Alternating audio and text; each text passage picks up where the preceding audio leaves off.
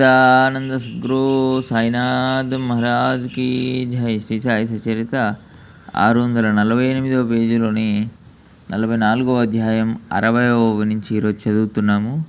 సత్పురుషులు పూర్ణజ్ఞానులైన సకల కోరికలు తీరిపోయిన వారైన లోకులను తరింపచేయడానికి కర్మాచరణలో ఉద్యుక్తులై ఉంటారు. సాయిబాబా శరీరాన్ని వదలడానికి 32 సంవత్సరాలకు పూర్వమే వారి సమాధి అయిపోయి ఉండేది. కానీ మాల్సాపతి యొక్క బుద్ధి చాతుర్యం వలన ఆ దురదృష్ట సంఘటన ఆగింది. ఆ దుర్ఘటన ఆగిపోకుండా ఉంటే అందరికీ సాయి యొక్క సందర్శన యోగం ఎలా కలిగేది? 43 సంవత్సరాల కిందటే బాబాతో వియోగం ఏర్పడే దురదృష్టం పట్టి ఉండేది. మార్గశీర్ష శుద్ధ పౌర్ణమి నాడు బాబా ఆయాసంతో అస్వస్థులయ్యారు. శరీర ధర్మాన్ని సహించడానికి ప్రాణాలను బ్రహ్మాండంలో చేర్చారు. ఇప్పుడు మేము 3 రోజులు ప్రాణాలను బ్రహ్మసహస్రారంలో నిలిపి ఉంచుదాం. మమ్మల్ని మేలుకొల్పవద్దు అని బాబా చెప్పారు. మసీదులోని సభామండపంలో ఒక మూలనున్న స్థలాన్ని వేలితో చూపించి అక్కడ నా సమాధి కోసం తవ్వి ఆ స్థలంలో నన్ను ఉంచండి అని చెప్పారు. మాల్సాపతితో 3 రోజుల వరకు నన్ను వదలకుండా జాగ్రత్తగా చూడు అని స్పష్టంగా చెప్పారు. నా సమాధి పైన గుర్తుగా 2 పథకాలను ఉంచండి అని చెప్తూ బాబా తమ ప్రాణాలను సహస్రాలలో నిలిపారు. అకస్మాత్తుగా తల తిరిగినట్లు నిశ్చేష్గా పడిపోతే వారు కింద పడకుండా మాల్సాపతి తన ఒడిలో పడుకోబెట్టుకున్నాడు.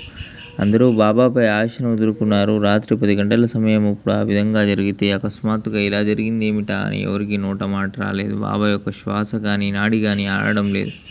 బాబా ప్రాణాలు వదిలివేసినట్లే అనిపించింది. జనులకు ఆ పరిస్థితి భయంకరంగా ఉంది. కానీ సాయి మాత్రం సుఖంగా ఉన్నారు. తర్వాత మాల్సాపతి అతి జాగరూకతతో అహర్నిశలు సావధానంగా సాయిని జపిస్తూ అక్కడే మెలకువగా కూర్చున్నాడు.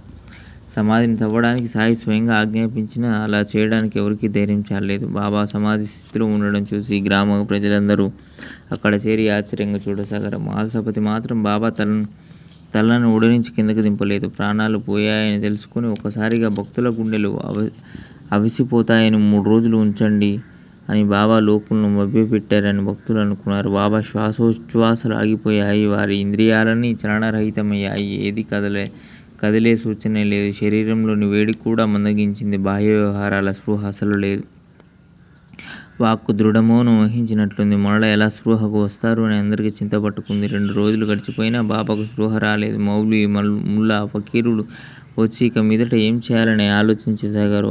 కులకర్ణి, కాశీరాం వచ్చి బాగా ఆలోచించి బాబా తమ ధామానికి చేరుకున్నారు కనుక వారి శరీరానికి విశ్రాంతినివ్వాలి అని నిశ్చయించారు. అయితే ఇంత తొందర పనికిరాదు, కొంతసేపు ఆగడం మంచిది. బాబా ఇతరుల వలె కాదు, వారి మాట తిరుగులేనిది అని కొందరు అన్నారు. వెంటనే మిగతా వారి శరీరం చిల్లబడిపోయింది. ఇక ఎక్కడి నుంచి చైతన్యం వస్తుంది? అంతా ఎంత తెలివిలేని వారు అని అన్నారు. వారిని సరి అయిన వేళలో సమాధి చేయడానికి వారు చూపించిన స్థలంలో తవ్వండి, భక్తులందరినీ పిలవండి, అన్నీ సిద్ధపరచండి అని అలా చర్చించుకుంటూనే 3 రోజులు గడిచాయి. తర్వాత తెల్లవారుజామున 3 గంటలప్పుడు బాబాలో చైతన్యం కలిగింది. మెల్లమెల్లగా బాబాకు స్పృహ వచ్చింది. శరీరం కదిలింది.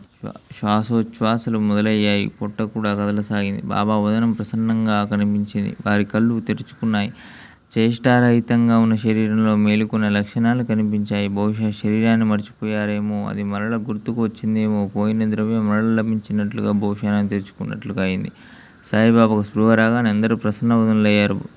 భగవంతుని దయవల్ల విఘ్నం తొలగింది. అయినా అందరూ ఆశ్చర్యంలో మునిగిపోయారు. మాల్సాపతి బాబా ముఖాన్ని సంతోషంగా చూశాడు.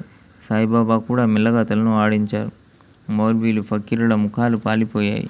భయంకరమైన సంఘటన తొలగిపోయింది. మౌల్వీ యొక్క బలవంతానికి మాల్సాపతి బాబా ఆజ్ఞను పాలించకుండా తన నిశ్చయాన్ని కాస్త సడలించి ఉన్న కఠిన పరిస్థితి ఏర్పడేది. 43 సంవత్సరాల క్రితమే బాబా సమాధి అయిపోయి ఉండేది. అప్పుడు ఆనందప్రదమైన వారి మాటలు, వారి మనోహరమైన దర్శనం ఎలా ప్రాప్తించేవి? 90వ నుంచి మరో వీడియోలో చదువుకుందాం. సచ్చిదానంద సద్గురు సాయినాథ్ మహారాజ్ కి జై. ఓం శాంతి శాంతి శాంతి.